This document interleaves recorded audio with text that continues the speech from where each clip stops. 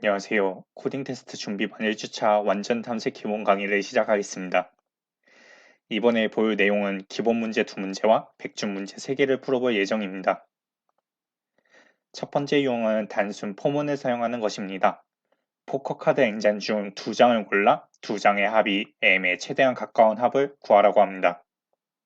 코드 네 번째, 다섯 번째 줄에는 이중 포문을 사용하였고, 이중 다섯 번째 줄의 변수는 제가 i 플러스 1부터 시작하게 만들어서 i와 j의 값이 서로 겹치지 않도록 만들어 주었습니다.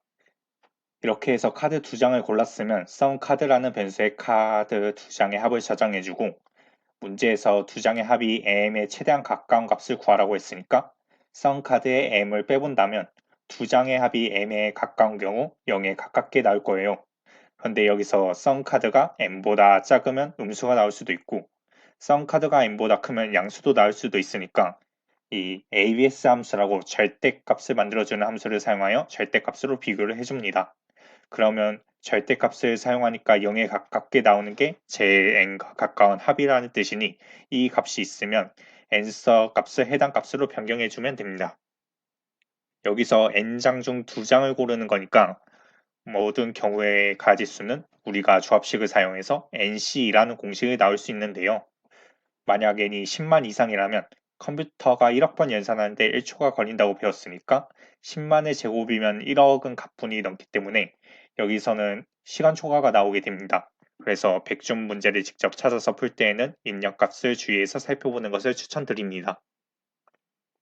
두 번째 문제는 순열을 사용하는 문제인데요.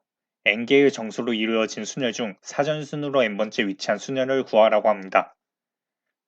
파이썬은 순열은 이터툴즈 모드의 퍼뮤테이션 함수를 불러오면 됩니다. 코드 첫 번째 줄에서 퍼뮤테이션 함수 뒤에 as라는 키워드를 붙여서 퍼뮤테이션 그 이름 그대로 사용하는 대신 pm이라는 이름으로 사용을 하려고 추가했습니다. 코드 네 번째 줄은 좀 어려워 보일 수도 있는데요. 먼저 안에서부터 살펴보면 pm 어레이로 어레이 값이 들어있는 순열을 구하고요. 이 순열을 리스트 안에 저장을 해줍니다. 그 다음 sorted라는 명령어가 감싸져 있으니까 정렬을 해줍니다. 마지막으로 왼쪽엔 아스터리스크와 이 n-1이라고 인덱스에 접근하는 것이 있는데요. 인덱스로 값을 접근하는 것이 연산자 우선순위가 더 높기 때문에 n번째 위치한 순열을 구해주고 출력을 해주면 됩니다. 이 문제에서 모든 순열의 가지수는 n 팩토리얼이 있기 때문에 만약 n이 12 이상이라면 12 팩토리얼은 대략 4억이라는 값이 나옵니다. 제한 시간이 1초인 문제에서는 시간 초과가 나오기 때문에 입력값의 범위를 잘 확인하시길 바랍니다. 이제 백준 문제를 풀어보겠습니다.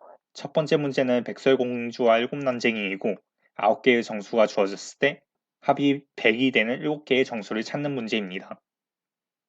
여기서 합이 100이 되는 7개의 정수를 찾으면 된다고 하였으니 포문을 7개 중첩하고 서로 선택하는 숫자가 겹치지 않게 코드를 짜서 문제를 풀 수도 있습니다. 이렇게 코드와 같이 두 번째 줄에서 여섯 번째 줄이 포문을 7번 겹친 건데 코드가 너무 길어서 좀 생략해서 코드를 적어놨습니다. 변수는 A부터 G까지 알파벳 순으로 해두었고 포문에서 지정한 변수 7개를 length라는 변수에 모두 더해주고 이 길이의 합이 100이 된다면 아홉 번째 줄과 같이 출력할 수 있도록 만들었습니다. 아까 슬라이드보다 좀 더 효율적인 풀이가 존재하는데요. 문제에서 9명이 입력받는 게 보장되어 있으니까 이 중에서 7개를 선택한다는 말은 9개의 정수에서 2개의 정수를 빼는 것과 같은 소리이기 때문에 두 번째와 세 번째 줄에서 제외할 값 2개를 골라주고 네 번째 줄처럼 모든 수의 합에서 제외할 값 두 값을 뺐을 때 100이 나온다면 나머지 값들을 출력하면 되겠습니다. 두 번째 백준 문제는 모든 순열 문제인데요. n자리 순열을 사전 순서대로 출력하는 문제입니다. 아까 기초 순열 문제에서 사용했듯이 이터툴즈 모드의 퍼뮤테이션 함수를 사용하면 n자리 순열을 출력할 수 있습니다. 이전 순열 문제에서는 카드가 정렬되어 있다는 것을 보장하지 못하여서 정렬을 하고 문제를 풀었지만 여기서는 제가 임의로 1부터 n까지의 수를 순서대로 어레이에 넣어도 상관이 없었기 때문에 그렇게 넣어서 시작부터 정렬대 값을 넣어주어 정렬을 하지 않고도 출력할 수 있게 만들었습니다. 순열 외에도 조합 문제가 있는데 이것도 이터툴즈 모드에 있고요. 컨비네이션 함수를 사용하시면 됩니다. 중복 조합을 구하는 문제도 가끔가다 출제가 됩니다. 중복 조합 문제는 작년 카카오 1차에서 문제가 나오기도 하였습니다. 마지막으로 백준 추첨상 사수 대작전 문제입니다. 이미 정수들이 주어졌을 때 나머지 두 정수를 알아내 식을 완성하는 문제라고 합니다. 이때 주어지는 정수는 x1, x2, 시드 m이고요. 주어지는 식은 x1과 x2인데 이 식에서 우리가 보는 값이 이렇게 a와 c가 있으니까 식 2개와 변수 4개를 사용하면 연립 방정식이 나오기 때문에 미지수 2개를 구할 수 있을 것 같습니다. 제한 범위는 m이 100 이하의 소수이고요. a와 c는 m보다 작은데 이러면 각각 a는 100개가 나올 수 있고 c도 100개가 나올 수 있으니 AC 조합의 개수는 최대 1만 개가 나올 수 있습니다.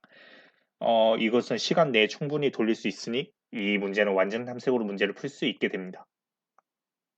이렇게 해서 x2 시간에 있는 x1 값을 이렇게 대입을 해서 문제를 식을 풀어주면 이것을 코드에 적용시켜 완전 탐색으로 문제를 풀으면 됩니다.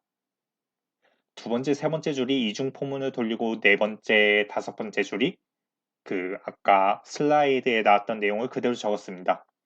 이때 a와 c를 넣어서 x1과 x2의 값이 똑같이 나오게 되면 a와 c를 출력해주고 출력했으면 바로 프로그램을 종료하게 해줍니다.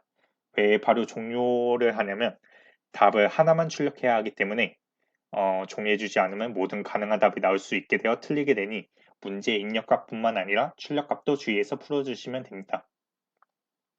이상으로 완전 탐색 기본 문제 풀이 강의를 마치겠습니다.